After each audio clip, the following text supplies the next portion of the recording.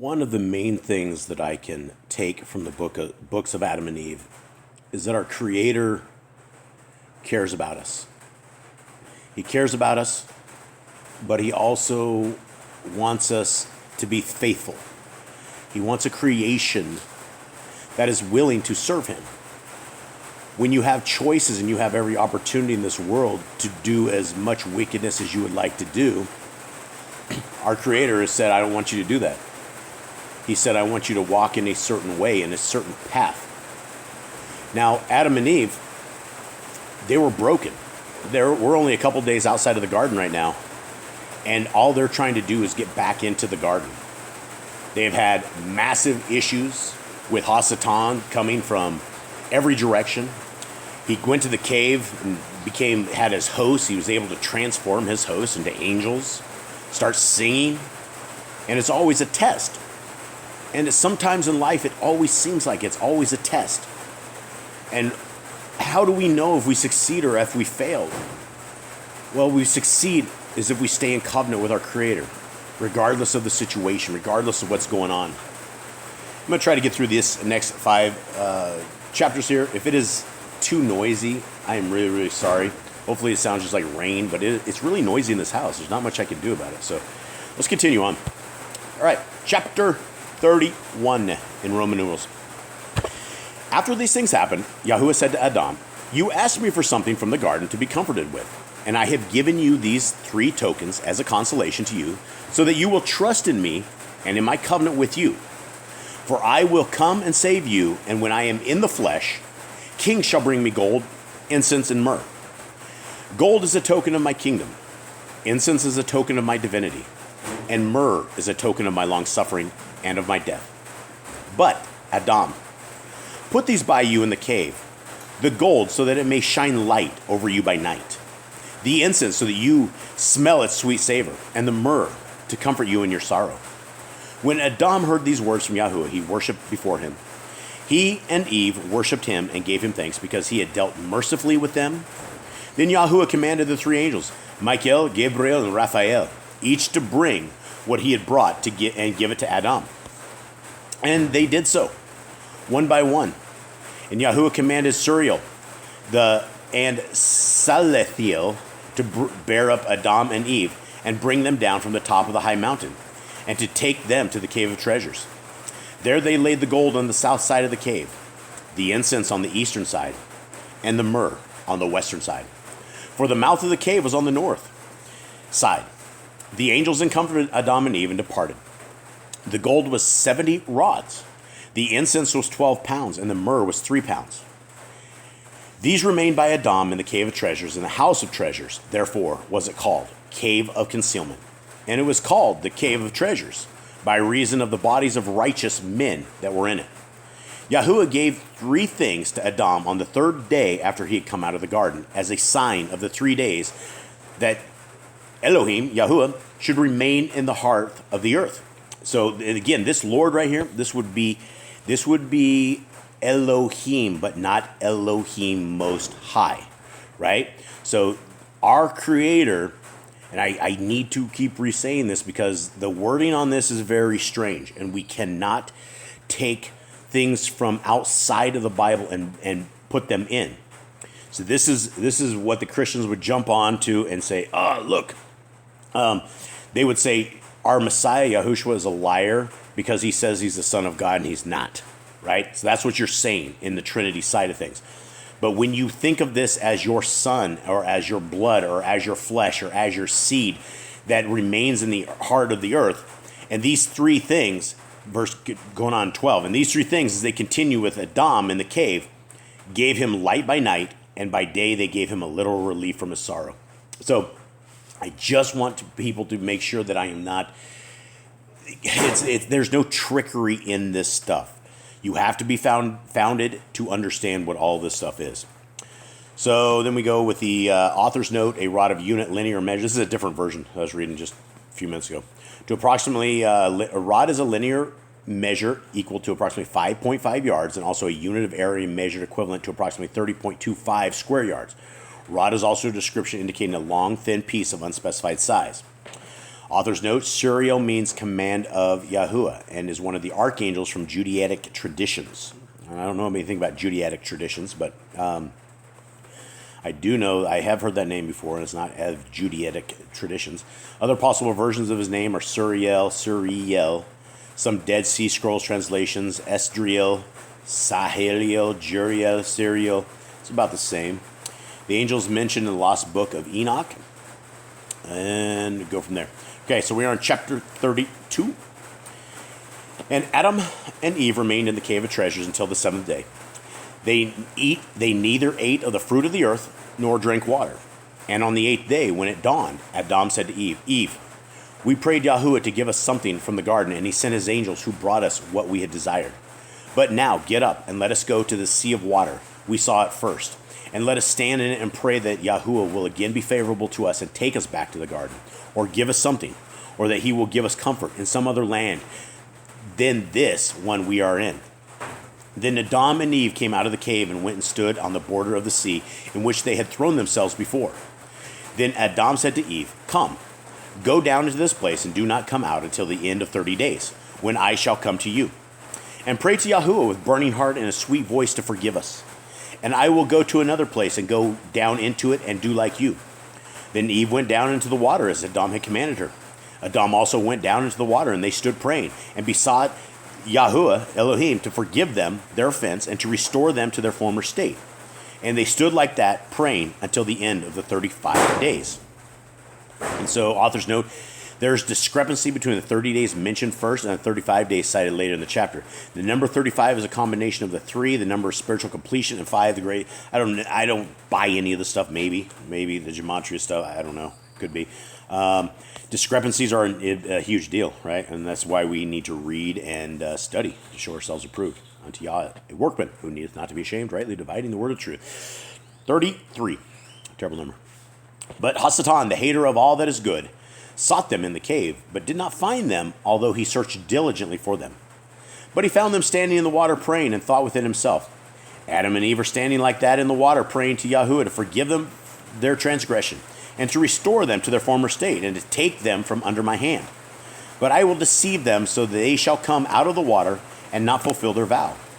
Then the hater of all that is good did not go to Adam, but he went to Eve, and took the form of an angel of Yahuwah, praising and rejoicing, and he said to her, peace be to you. Be glad and rejoice. Yahuwah is favorable to you, and he sent me to Adam. I have brought him the glad tidings of salvation and of his being filled with bright light, and as he was at first. And Adam, in his joy for restoration, has sent me to you so that you would come with me in order that I might crown you with light like him. And he said to me, speak to Eve. If she does not come to you, tell her of the sign when we were on top of the mountain, how Yahuwah sent his angels who took us and brought us to the cave of treasures and laid the gold on the southern side, incense on the eastern side, and myrrh on the western side. Now come to him. When Eve heard these words from him, she rejoiced much, and thinking Satan's appearance was real, she came out of the sea. He went first, and she followed him until they came to Adam. Then Satan hid himself from her, and she saw him no more. She then came and stood before Adam, who was standing by the water, and she rejoiced in God's forgiveness. And as she called to him, he turned around and found her there, and cried when he saw her, and beat his chest from the bitterness of his grief. He sank into the water. But Yahuwah looked at him and his misery, and that he was about to breathe his last breath, and the word of Yahuwah came from heaven, raised him out of the water, and said to him, go up the high bank to Eve. And when he came up to Eve, he said to her, who told you to come here? Then she said to him the discourse of the angel who had appeared to her and had given her a sign. But Adam grieved and explained to her that it was Satan. He then took her, and they both returned to the cave. These things happened to them the second time they went down to the water 7 days after their coming out of the garden. They fasted in the water 35 days. It was altogether 42 days since they had left the garden. Okay, chapter 34. On the morning of the 43rd day, they came out of the cave, sorrowful and crying. Their bodies were lean, and they were parched from hunger and thirst, from fasting and praying, and from their heavy sorrow because of their transgression. And when they had come out of the cave, they went up to the mountain to the west of the garden. There they stood and prayed and asked Yahuwah to grant them forgiveness of their sins. And after their prayers, Adam began to beg Yahuwah, saying, O my Elohim, Yahuwah, my God and my Creator, You commanded the four elements to be gathered together, and they were gathered together by your order.